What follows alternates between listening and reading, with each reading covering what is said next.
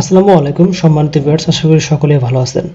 তো আজকে বরাবরের মতো শিক্ষাবৃত্তি সম্পর্কিত একটি ভিডিও নিয়ে হাজির হয়ে গেলাম আপনাদের মাঝে। তো আজকের ভিডিও টপিক হচ্ছে ওএস অনার্স কল্যাণ বোর্ড কর্তৃক যে শিক্ষাবৃত্তি প্রকাশিত হয়েছে সেই বিজ্ঞপ্তি সম্পর্কে নিয়ে আপনাদের আলোচনা করব। তো শিক্ষাবৃত্তি প্রবাসী কর্মী সন্তানকে শিক্ষিত জনসম্পদে রূপান্তরিত করতে তাদের মেধাবী সন্তানদের ওএস অনার্স কল্যাণ বোর্ডের অর্থায়নে 2012 সাল থেকে পিএসসি, জিএসসি, এসএসসি এবং এইচএসসি অথবা সমান ক্যাটাগরি বৃত্তি প্রদান শুরু হয়, যা বর্তমানে এসএসসি এবং এইচএসসি অথবা সমান ক্যাটাগরিতে বৃত্তি প্রদান করা হচ্ছে।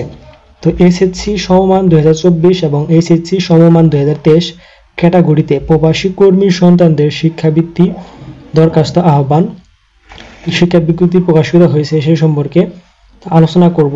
তো ভিডিওটি না টেনে সম্পূর্ণ ভিডিওটি দেখতে থাকুন। তো গণপ্রজাতন্ত্রী বাংলাদেশ সরকার ওএস অনার্স কল্যাণ বোর্ড প্রবাসী কল্যাণ ভবন, তো ইস্কাটন গার্ডেন, ঢাকা 1000। তো এসএসসি সমমান 2024 এবং এইচএসসি সমমান 2023 ক্যাটাগরিতে প্রবাসী কর্মী সন্তানদের শিক্ষাবৃত্তি প্রদানের জন্য দরখাস্ত আহ্বান।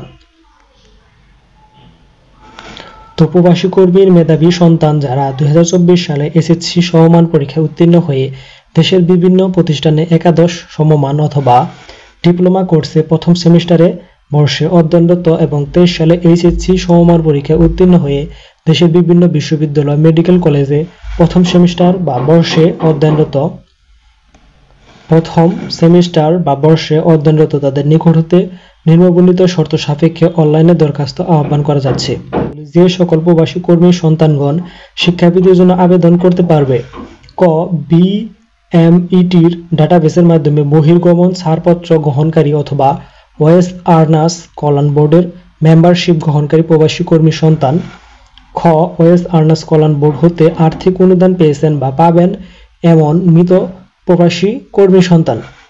2, নিম্নোক্ত 6কে বর্ণিত শর্ত সাপেক্ষে শিক্ষার্থী আবেদন করতে পারবেন: ক্রম, ক্যাটাগরি, বিভাগ, বাংলাদেশের কারিকুলাম অনুযায়ী জিপিএ।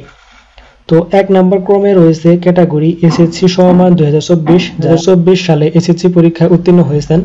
তো বিজ্ঞান বিভাগের জন্য প্রবাসী কর্মী সন্তানের ক্ষেত্রে জিপিএ 5 পয়েন্ট লাগবে।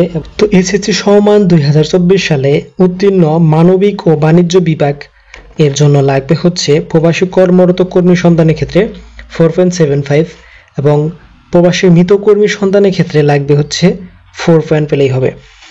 এবং ক্রম নাম্বার 2 এ আছে এইচএসসি সমমান 2023 যারা উত্তীর্ণ হয়েছেন।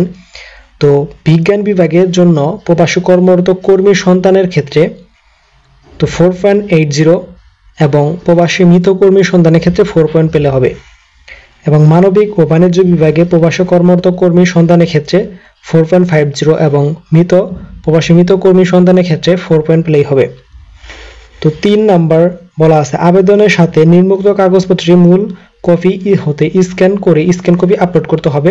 অবশ্যই সাদা ব্যাকগ্রাউন্ড ইমেজ জিপিইজি ফরম্যাটে হতে হবে।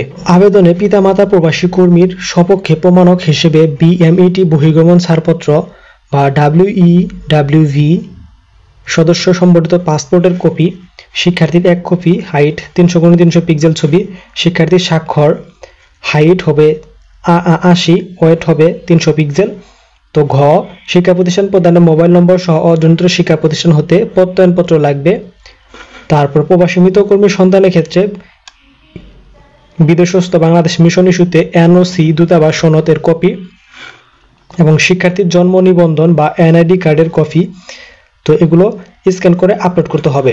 4 হচ্ছে শিক্ষাবৃত্তি প্রদানের মেয়াদ। এসএসসি সমমান ক্যাটাগরিতে শিক্ষাবৃত্তির জন্য মনোনীত শিক্ষার্থীদের একাদশ দ্বাদশ শ্রেণী পর্যন্ত 2 বছর ও ডিপ্লোমা শ্রেণীতে অধ্যয়নরতদের 4 বছর এবং এইচএসসি সমমান ক্যাটাগরিতে শিক্ষাবৃত্তি মনোনীত শিক্ষার্থীর জন্য 3 বছর বা স্নাতক সম্মান পর্যায়ে 4 বছর, মেডিকেলের জন্য 5 বছর বৃত্তি প্রদান করা হবে। তো অনলাইনে আবেদন প্রক্রিয়ার জন্য সার্চ করবেন https://stipend.wv.gov.bd/stipend লিংকে ভিজিট করুন।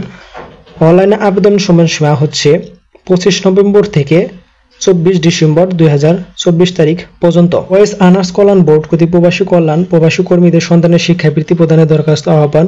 ভিডিওটি আজকে এখানে শেষ করছি। তো ভিডিওটি আপনাদের মাঝে কেমন লেগেছে, ভিডিওটিতে যদি কোনো তথ্য জানার থাকে অবশ্যই কমেন্ট করবেন, এবং কেমন লেগেছে এরকম নিত্য নতুন শিক্ষাবৃত্তি এবং আপনার বিভিন্ন ধরনের চাকরি, পড়াশোনা, বিশ্ববিদ্যালয় ভর্তি আপডেট এবং ক্যাডেট কলেজে ভর্তি ইচ্ছুক প্রার্থীদের আমরা ভিডিও তৈরি করে থাকি। সেজন্য আমাদের চ্যানেলে সাবস্ক্রাইব করে পাশেই থাকুন। তো ধন্যবাদ সবাইকে। আসসালামু আলাইকুম।